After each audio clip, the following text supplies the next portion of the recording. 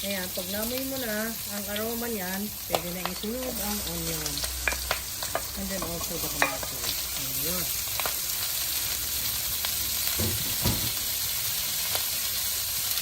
Then hot.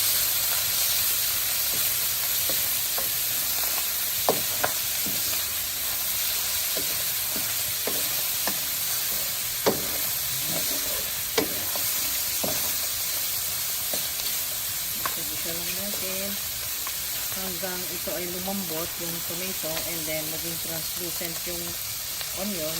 Sunod na natin yung pechay. Okay. Ayan, sarap ito eh. Sarap yan. Tapos yung gulay.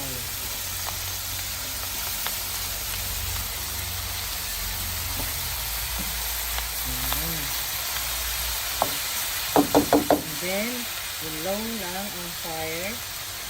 Change into low fire. Ayan. Adjust lang into low.